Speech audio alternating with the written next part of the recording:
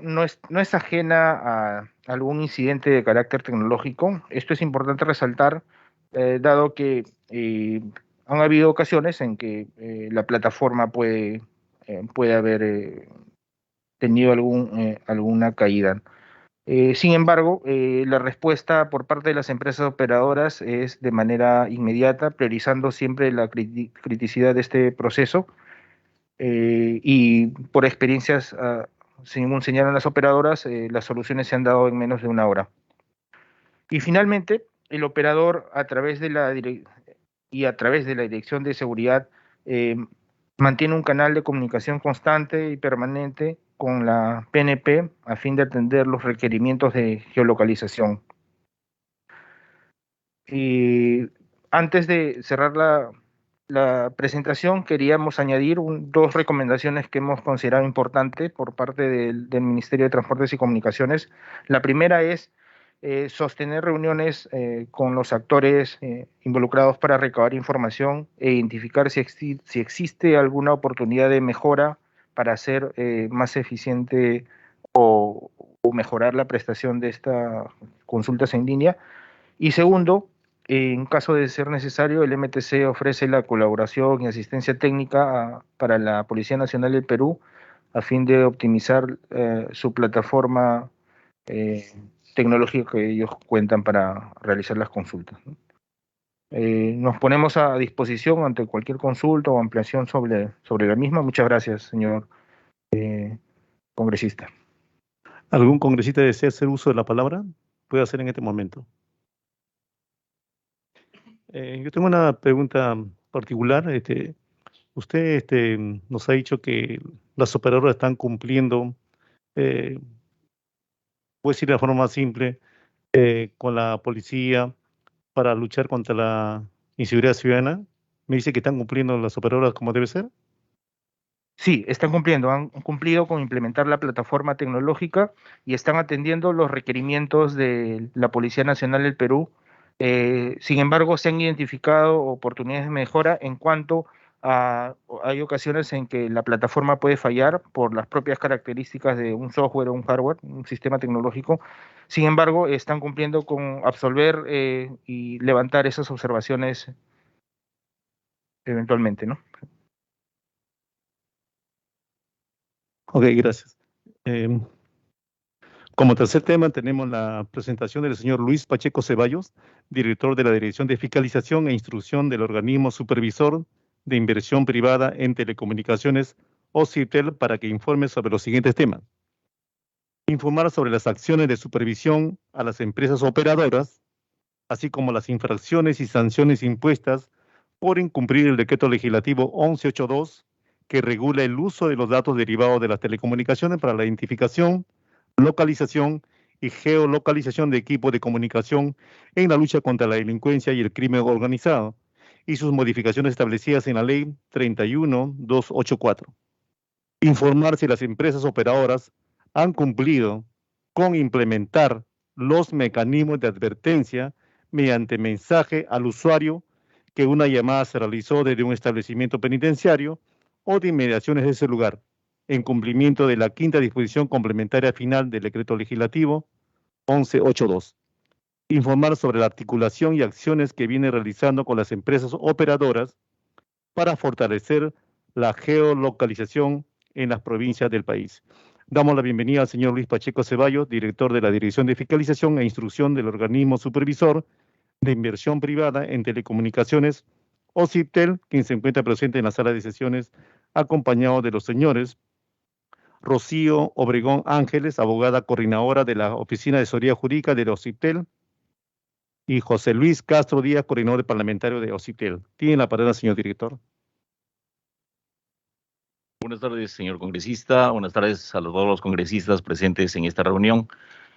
Primeramente, presentarme. Mi nombre es Manuel Muñoz. El director Luis Pacheco no ha podido asistir por motivos también laborales, que se le cruzaba con otra reunión urgente, así que me ha pedido que yo venga a reemplazarlo. Mi nombre es Manuel Muñoz, soy el subdirector de fiscalización del OCIPTEL. Esta tarde había traído una presentación que abarcaba bastantes temas relacionados justamente con la preocupación que todos tenemos de la seguridad ciudadana. El ingeniero Azurza ha hecho una presentación bastante detallada justamente de cómo está funcionando el sistema, así que si ustedes me permiten, para no estar repitiendo el mismo tema, voy a abocarme a otros temas que también están relacionados justamente con el motivo de esta reunión, ¿no?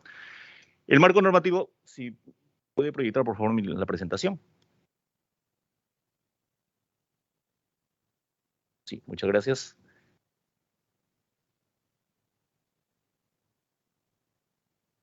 La siguiente, por favor. La siguiente. Sí, el marco, este es el resumen, digamos, del marco normativo que ha descrito el ingeniero Azurza, justamente relacionado con el 1182 y el sistema que él ya acaba de exponer. Pasamos a la tercera lámina, la siguiente, por favor. Entonces, en el marco de la seguridad ciudadana, lo que nosotros hacemos como CIPTEL es velar justamente porque se cumplan las normativas y se atienda, en este caso, los pedidos, por ejemplo, de fiscalía, ¿no? Las fiscalías hacen requerimientos directamente a las empresas concesionarias para poder obtener información que les permita hacer sus investigaciones, y cuando las empresas demoran en atender o no atienden el requerimiento de las fiscalías, suelen enviar la comunicación a los CIPTEL para que nosotros tomemos acción. Lo que estoy mostrando en la pantalla justamente de los últimos años, los requerimientos que hemos tenido de la Fiscalía, pedidos de geolocalización específicamente. Por ejemplo, en el año 2021 hemos tenido 8 requerimientos de Fiscalía, 4 de los cuales estaban relacionados con geolocalización. Y en el año 2022, de los 21 pedidos que hasta la fecha tenemos de Fiscalía, 14 están relacionados con geolocalización. Entonces, ¿qué sucede cuando, como vuelvo a repetir, las empresas demoran o no remiten la información? La Fiscalía nos pide intervenir. En estos casos, lo que ha sucedido es que efectivamente sí han sido atendidos los pedidos por parte de las empresas operadoras, ¿no? Y acá llamo justamente a la reflexión porque ya nos ha pasado varias veces en las cuales nosotros pedimos la información a las empresas sobre por qué no habría atendido a Fiscalía y ellos nos envían las cartas de notificación justamente de la información. Entonces parece que al interior también de las fiscalías hay problemas de recepción de los documentos, ¿no? Y eso es importante hacerlo notar porque justamente las empresas, y cuando hemos tenido también reunión para ver otro tipo de temas relacionados con las investigaciones fiscales, nos dicen la información sí está llegando, sí está siendo remitida a las fiscalías correspondientes, pero por un tema administrativo interno están demorando en llegar a la sala correspondiente, ¿no? Además, otros temas que nosotros hemos venido desarrollando a lo largo de estos últimos años que tiene relación con el fortalecimiento de la seguridad ciudadana, están relacionados con las mediciones alrededor de los centros penitenciarios, ¿no? Justamente hay una normativa del Ministerio de Transportes y Comunicaciones que establece un marco para bloquear las señales que salen de los penales y que a la vez también por interacción con las empresas operadoras que tienen señales alrededor de los penales, se tiene que establecer un balance entre impedir que las señales de comunicaciones salgan de los penales y también no afectar a los usuarios que se encuentran alrededor de los penales. ¿Y esto por qué es importante, señores congresistas? Porque obviamente nosotros como organismo supervisor de telecomunicaciones estamos obligados a exigir a las empresas un nivel de calidad de las señales que reciben los usuarios. Entonces, en ese sentido, existe digamos, una interacción entre lo que se viene realizando a nivel de los penales con el bloqueo de las señales y la calidad de la señal que emiten los diferentes operadores. Asimismo, también hemos venido desarrollando los reportes de equipos bloqueados en el marco del Decreto Supremo 006-2011 del Ministerio de Justicia con relación al uso prohibido. Es decir, como voy a explicar más adelante, cómo los operadores están en la obligación de bloquear aquellas señales y aquellos terminales que se encuentran ya sea en los penales o alrededor de los penales, ¿no? También otra de las medidas que venimos desarrollando es justamente el relacionado con el bloqueo de equipos robados, perdidos o aquellos equipos que han sido alterados en el mercado negro a raíz justamente de robos. Y una cuarta medida que venimos llevando a cabo es justamente el control de la venta callejera, que seguramente ustedes han podido ver en diferentes noticiarios, ¿no? Cómo a través de esta venta callejera pues se exponen los datos personales de los usuarios y con ellos se logran cometer diferentes delitos, ¿no? La siguiente, por favor. La siguiente. Este es un gráfico que justamente expone cómo en el lado izquierdo existen los bloqueadores de señales dentro de los establecimientos penitenciarios que lo que buscan es impedir la realización de llamadas desde el interior de los penales. En el año 2016, el Ministerio de Transportes y Comunicaciones emitió un protocolo técnico que establece una zona de intangibilidad alrededor del penal y también una zona de exclusión especial, ¿no? Entonces, en esa zona de intangibilidad no puede haber ninguna emisión de señal, no se puede recibir dentro de esa zona comunicación alguna, ni tampoco emitirla, ¿no? Pero además hay una zona de exclusión especial alrededor de esa zona de intangibilidad para que justamente se pueda reafirmar el bloqueo de las señales en zonas alrededor de los penales. Sin embargo, pues en la práctica, como ustedes comprenderán, las señales de telecomunicaciones no tienen barreras, ¿no? Son señales que no tienen un límite y por tanto tiene que haber una coordinación continua entre el MTC y nosotros para poder de alguna manera hacer que esta normativa funcione de la manera más correcta, ¿no? Por ejemplo, nosotros hemos realizado mediciones alrededor de penales como Lurigancho, Castro y Huaraz, en donde habíamos recibido información justamente de que se estaba perjudicando a los usuarios en cuanto al nivel de calidad de la señal, ¿no? Entonces, hemos interactuado con el ministerio para que se pueda revisar este protocolo de tal manera que no se afecte la calidad del servicio de los usuarios que viven alrededor de los penales. Esta es también otra situación que es bueno tomar en cuenta porque, como ustedes comprenderán, los penales antes estaban fuera de las ciudades, pero con el crecimiento urbano, pues mucha gente ha ido a vivir alrededor de los penales, ¿no? Y como señalaba hace un momento, nosotros tenemos que garantizar también el nivel de señal que reciben o la calidad del servicio que reciben las personas que viven alrededor de los penales. Entonces, en ese sentido, es importante la interacción que tenemos con el ministerio y también a quienes les hemos hecho llegar las mediciones que hemos hecho para poder revisar ese protocolo y mejorarlo en la medida de lo posible a fin de cumplir ambos objetivos, bloquear las señales de los penales y también no afectar la calidad del servicio de los usuarios. Siguiente, por favor. Esta es una lámina que muestra justamente las mediciones que hemos hecho alrededor de los penales. Podemos pasar a la siguiente. Esto es justamente lo que les señalaba hace un momento. Alrededor de un penal se han construido bastantes viviendas, ¿no? Y son muchos de los usuarios de alrededor que se están viendo afectados a veces con el tema del bloqueo de la señal de los penales o con la disminución del nivel de señal de las empresas que afectarían la calidad del servicio. Siguiente, por favor. La siguiente, porque estos son ejemplos adicionales.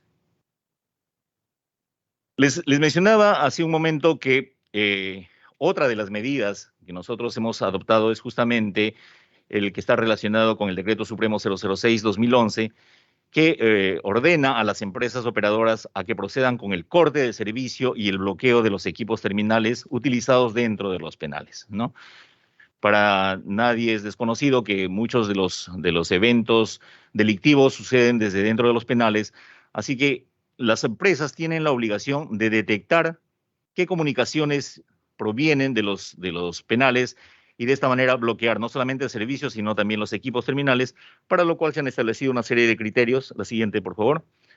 ¿No? Siendo uno de ellos el hacer un seguimiento de comunicaciones por un lapso de 7 días calendarios, a los cuales la empresa tiene que agregar unos criterios adicionales, por ejemplo, la dispersión de comunicaciones salientes, si se han realizado o no el intercambio de las tarjetas, de los chips, utilizando un mismo terminal, o si utilizando una misma línea han sido utilizados varios terminales, ¿no?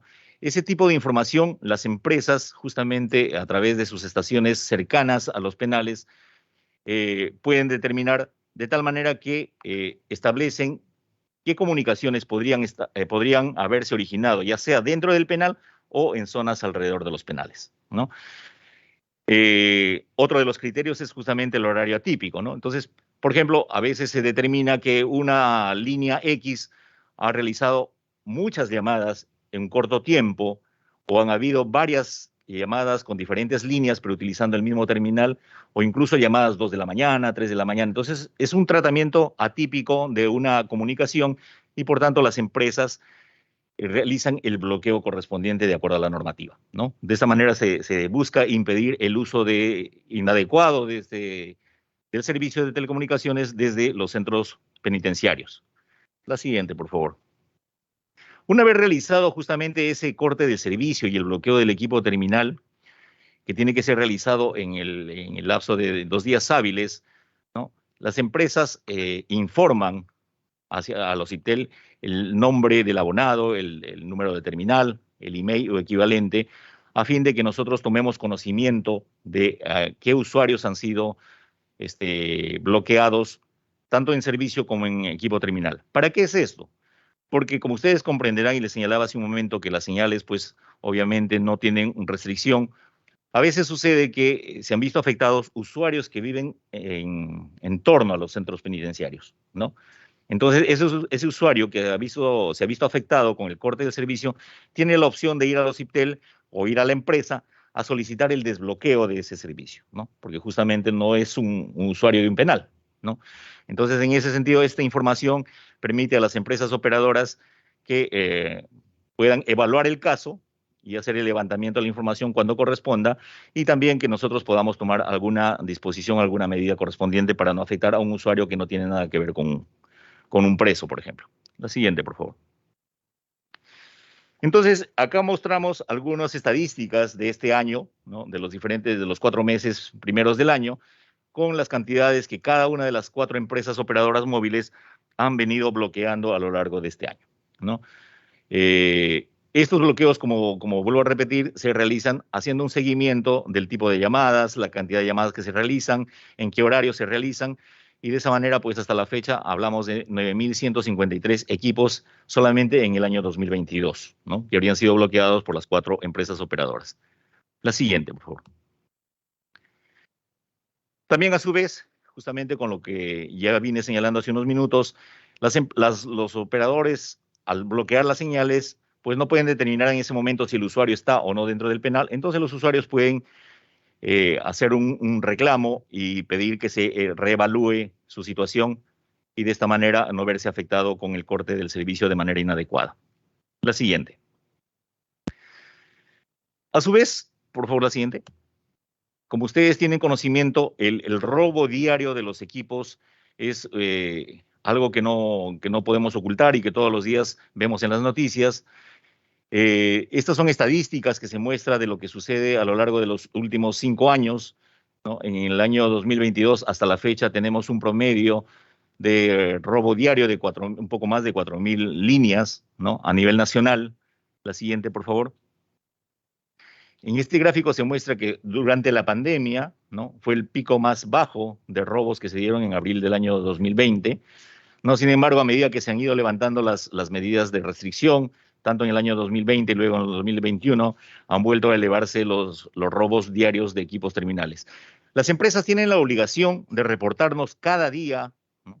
Los terminales que han sido robados, que han sido declarados como robados, sustraídos, y por tanto esa información es compartida entre todos los operadores a fin de que todos puedan bloquear estos equipos terminales y no puedan ser utilizados nuevamente. La siguiente, por favor. La siguiente. Sin embargo, lamentablemente, hay muchos usuarios que están acostumbrados a utilizar terminales robados, ¿no? Entonces acuden a los mercados negros, no solamente compran terminales robados, sino que también reflashean, es decir, cambian los emails cuando los ITEL bloquea, ¿no? Nosotros determinamos emails inválidos, los emails son como el DNI de un equipo terminal. Entonces, cuando nosotros determinamos que un email ha sido bloqueado, ha sido alterado o no tiene el patrón correspondiente a un email válido, ordenamos el bloqueo a la empresa operadora correspondiente. Sin embargo, los usuarios, como vuelvo a repetir, van al mercado negro y alteran ese email y siguen utilizando ese equipo. Entonces, nosotros tenemos que volver a bloquear, volver a detectar, ¿no? Y por eso es lo que desde el año 2018 hasta la fecha hemos bloqueado 14 millones, un poco más de 14 millones de códigos email, ¿no? Sin embargo, esta es una campaña que no solamente involucra a los CIPTEL, y de hecho hemos tenido relaciones con el Mininter y también con la policía para poder afrontar de manera conjunta este problema, ¿no? Hemos participado también en operativos con la policía y hemos brindado diferente información al Mininter para que pueda tomar acciones respecto de, por ejemplo, la siguiente, si fuera tan amable. Respecto, por ejemplo, de las personas que vienen realizando ese reflasheo, es decir, el uso continuo de emails inválidos utilizando un mismo equipo, ¿no? Lo que estamos haciendo es no solamente bloquear los celulares, sino también de ordenar la suspensión de la línea de aquellas personas que van alterando el email en más de 2 oportunidades, ¿no?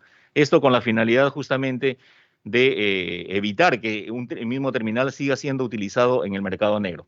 A su vez, la siguiente, también hemos enviado esta información, la siguiente, por favor.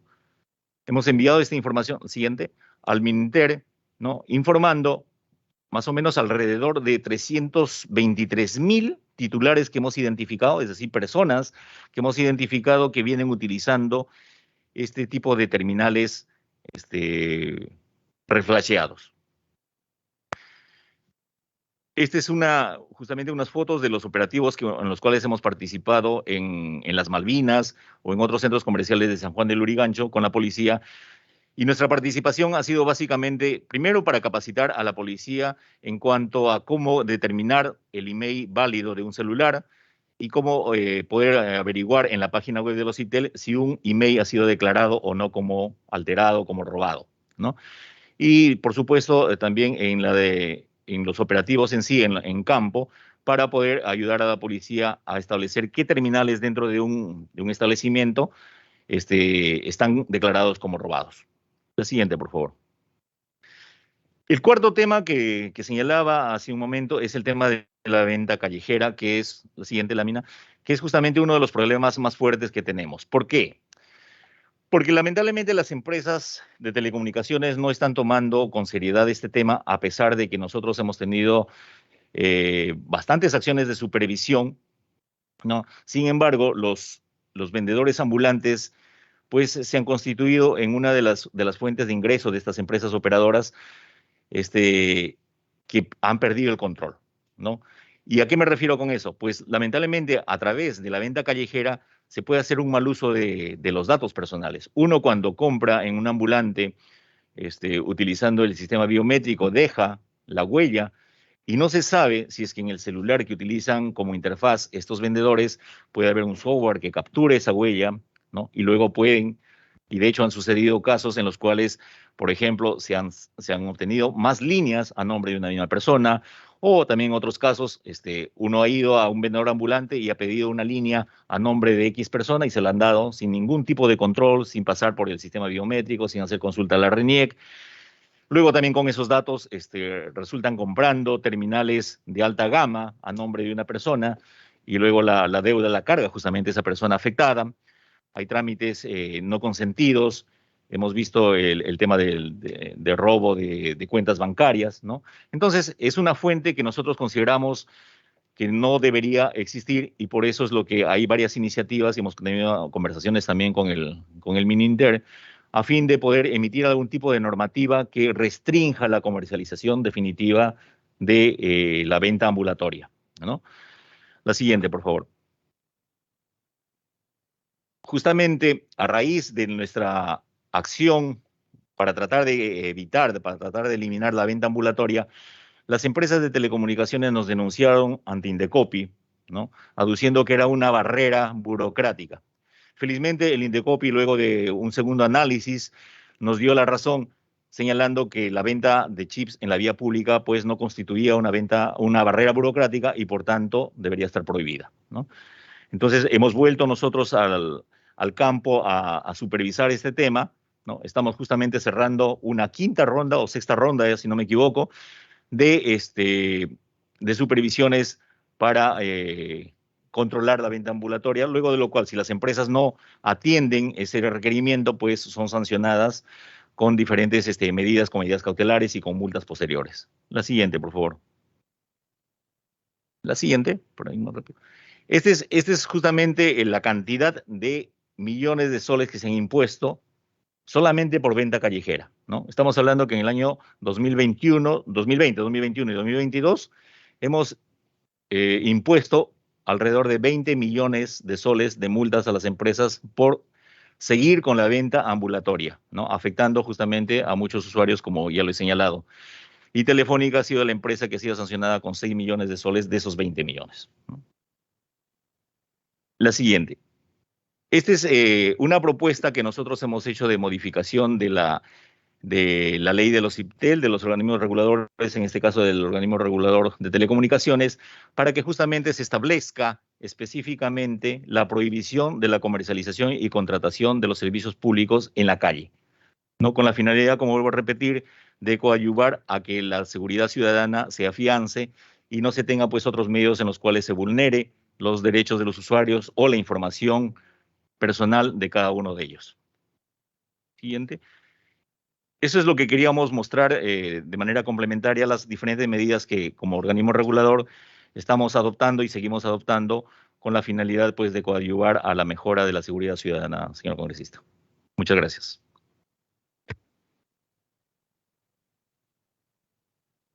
¿Algún congresista desea hacer uso de la palabra? Puede hacerlo en estos momentos.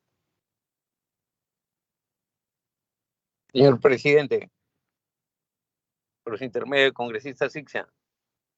Adelante, congresista Sixia. Adelante. Sí, señor presidente, si me permite, en la etapa de informes tenía dificultad con el equipo y no pude dar el informe, señor presidente, si me permite, pero era agradecerle a usted que estuvo la decisión de estar en Piura toda su semana de representación y hacer un trabajo, pues, de salir a las provincias. Usted estuvo en Chulucana, estuvo en Sullana, en Paita, en la misma escuela de policía, en la misma sesión el día jueves y hasta el día sábado continuó con el trabajo. Bueno, en algunas visitas lo he acompañado, pero que quería informar esto a todos los miembros de la comisión y de mi parte, como un congresista de la región de Piura, muy agradecido. Señor presidente, sí, sobre la exposición que nos están dando con el tema de los celulares robados, que diario pues son 5,000 celulares, que la persona que sale con su celular sale con el temor ya, con el miedo. Eso debemos acabar. Yo siempre hablo de esto, señor presidente, y al señor que nos ha hecho la exposición, de recordar pues el equipo que había de celular del Nextel, que se perdía y nadie tenía interés en él, porque ya quedaba inútil. Entonces el celular robado debe ser celular muerto, celular inútil, para que no esté pues, en el negocio y se persiga la venta negro, el mercado negro, ¿no? Porque debemos acabar, digamos, con este ilícito, pues, de la venta de celulares robados, y quienes podrían darnos esa seguridad sencillamente son las operadoras, o, señor presidente, pues, de llegar a ser muy drásticos en el castigo, en la sanción, que de repente también podemos normar para tener una mejor seguridad ciudadana. Gracias, señor presidente. Se agradece, congresista Sixia, por su palabra. Creo que solamente tenemos que trabajar y ir por el camino. Para eso estamos, para mejorar. Muchas gracias, señor congresista. Como cuarto punto, se informa que se va a reprogramar las presentaciones del señor Juan Pacheco Romaní, gerente general de la Asociación para el Fomento de la Infraestructura Nacional AFIN, así como de los representantes de las empresas operadoras en telecomunicaciones, Telefónica de Perú, Entel Perú, Claro Perú y Vitel. Si algún congresista desea realizar alguna pregunta final, puede hacer en estos momentos a los invitados que están presentes. Bueno, antes de terminar, solamente quería decir que si todos no nos ponemos a trabajar en esto, estamos viviendo un clima terrible de inseguridad ciudadana. Creo que las empresas privadas tienen que comprometerse, independientemente de los réditos o de querer tener mayores, digamos, ganancias, que decirlo como son. Tienen que pensar también en el país. Están en nuestro país y nosotros tenemos que luchar contra la inseguridad. Y si todos no trabajamos en esto, ¿para qué estamos acá? Entonces yo, como bueno, ya lo dijo el congresista, sí, ya estoy trabajando, esforzándome y decir las cosas directas como son. Agradezco a usted lo que está haciendo, pero yo le pido ir más allá. Si no tenemos la participación de todos, como nosotros nos hemos comprometido desde que asumí la presidencia de la Comisión de Seguridad Ciudadana, es abordar el tema de frente, acá, ¿no? ¿Cómo enfrentamos esto si no tenemos la colaboración de todos? Entonces, mientras no nos desprendamos de esas ambiciones, creo que no vamos a lograr nada. Entonces, estamos enfocados en esta comisión y también mi despacho para encarar esto de frente. Para eso estamos, para mejorar las condiciones de la comunidad. No hay otra forma más de decirlo. Si todos nos enfocamos en esto, creo que podemos, no sé, aminorar esta grave situación que estamos atravesando. He visitado Piura y es lamentable. Ahora que estamos visitando todas las ciudades, vemos que estamos en una situación, y aunque me quedo con esta frase, si todos no nos unimos en esto, yo creo que no se va a lograr mejorar. Muchísimas gracias por eso y no habiendo más preguntas para los señores invitados, se agradece vuestra participación. No viendo otro punto en la agenda, se va a consultar la autorización para ejecutar los acuerdos adoptados en la presente sesión sin esperar la aprobación del acta.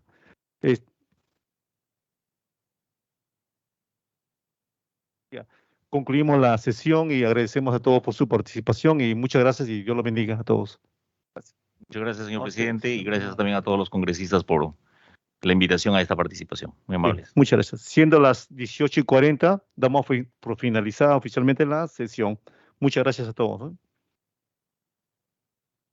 Muchas gracias, señor presidente. Muchas gracias, señor presidente. Muchas gracias, señor presidente. Gracias, congresista Bellido. Gracias. Gracias, presidente. Gracias, congresista Bazán. Buenas noches.